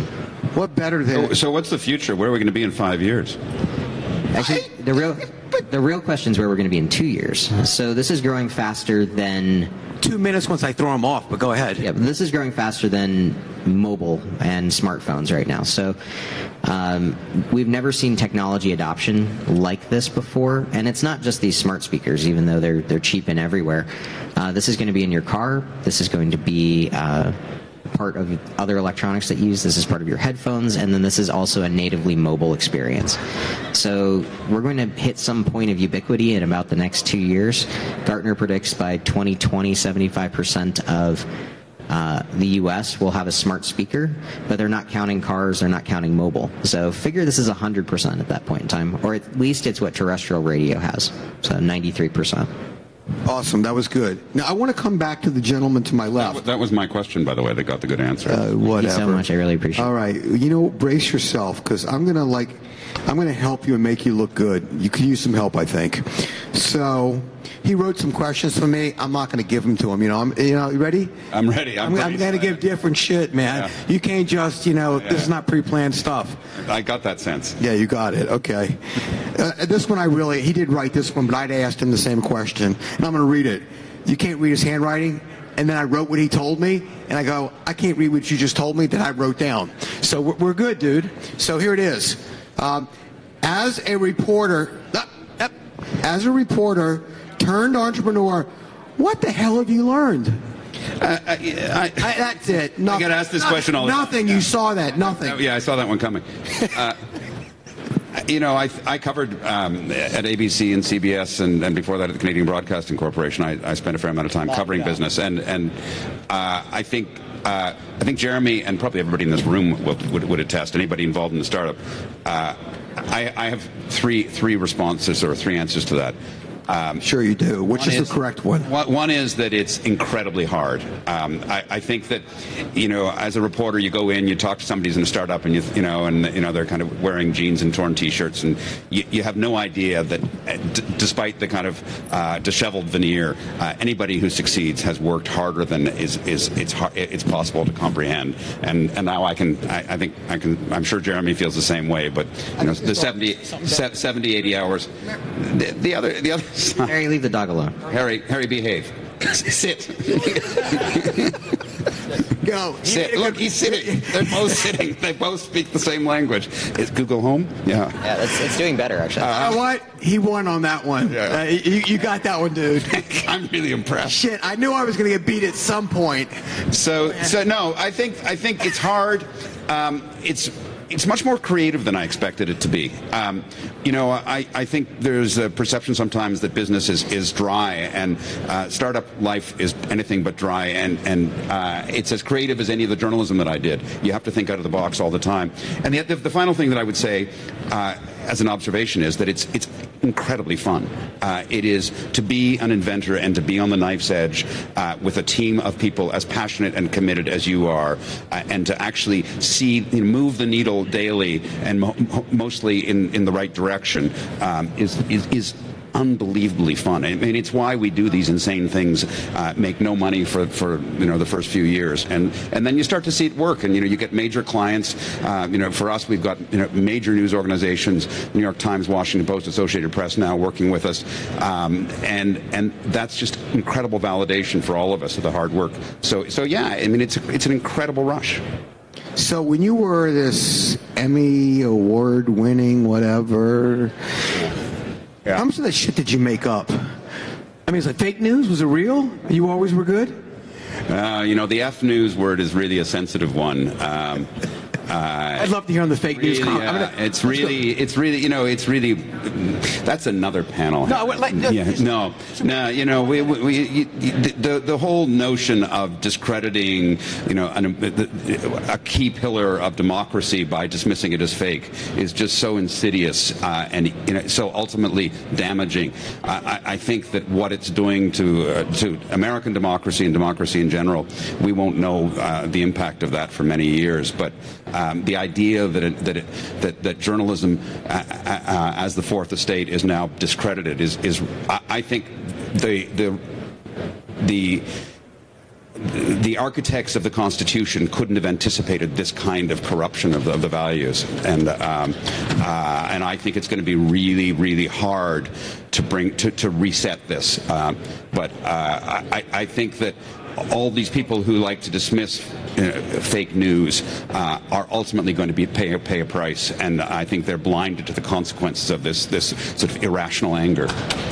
That was not political at all, what you were said, because as a correspondent, you're not political, right? Yeah, I don't care. I I didn't hear you say... I don't work for a news organization anymore. I run an organization. I didn't hear you say Trump's name, or... I didn't hear you say anything. Yeah, all right, next. This is too political, You can't even stay on point.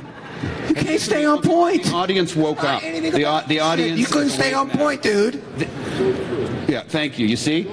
How many times during all of these panels have people stood up and applauded? It's the best thing he said, but he wasn't on point and didn't answer he did answer the question. Right. All right, let's go. Jeremy.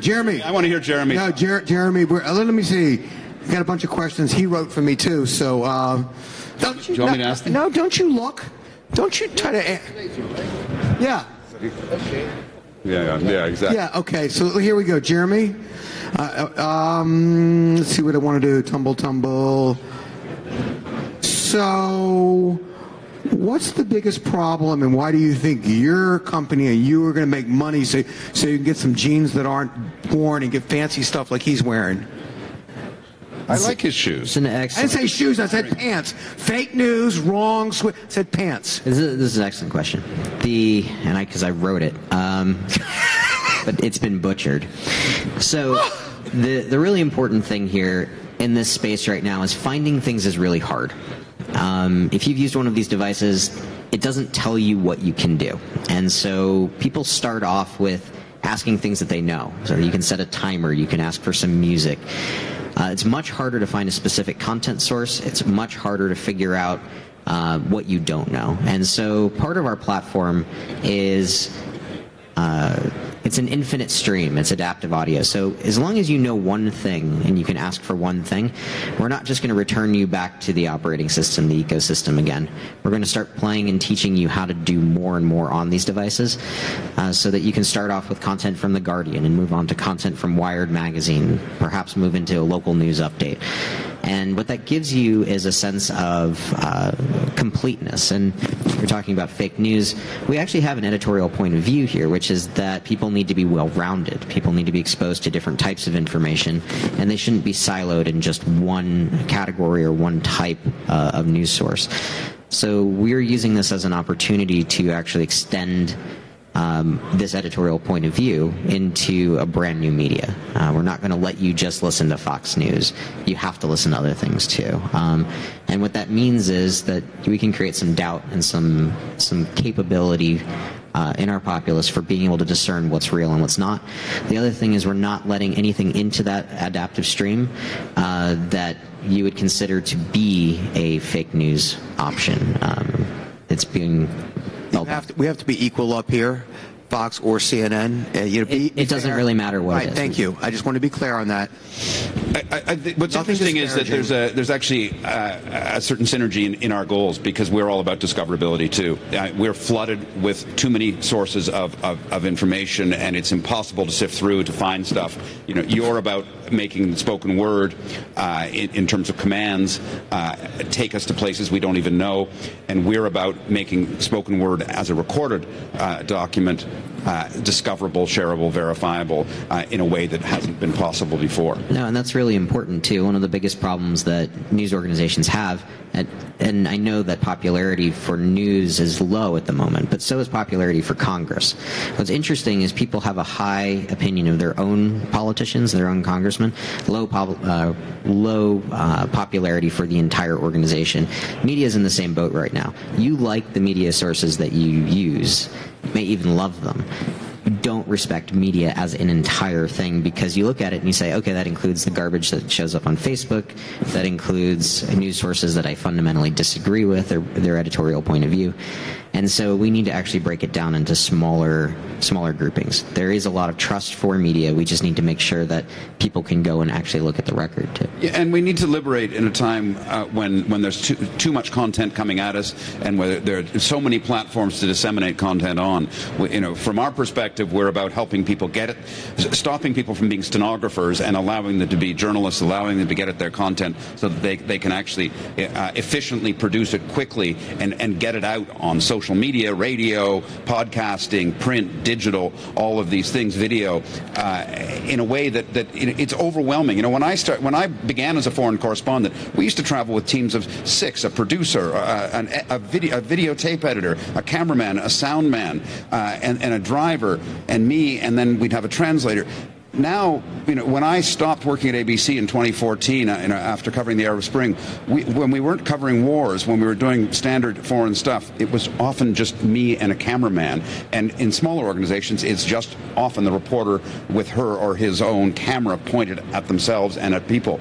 And so the burden of creating content is now so onerous, and the resources are so, the technology is so advanced, but the people now are carrying so much of the burden of the actual the workflow, that we need tools to liberate them so that they can actually produce the content and not be stuck in the mud trying to transmit, trying to find the key soundbite in an interview, and discoverability then, in ease of discoverability is really the key for all of that. Okay. Can we take questions, Harry? Yeah, I take questions, and I wanted to get one last one. Any questions? It's fine. Come on up. Step on up to the mic. I have to bring the dog too. Come here. Want to be up here next to me? Discoverability, then could that eventually expand out to the capabilities of RTC, web communications between the populace and these voice bites or whatever? I'm not totally sure I know what... WebRTC. So we found in a lot of the capabilities of media, of TV, is the shopping channels and all that. So if we could, can sound bites also be retail orientated, where through connecting with the potential customer through sound?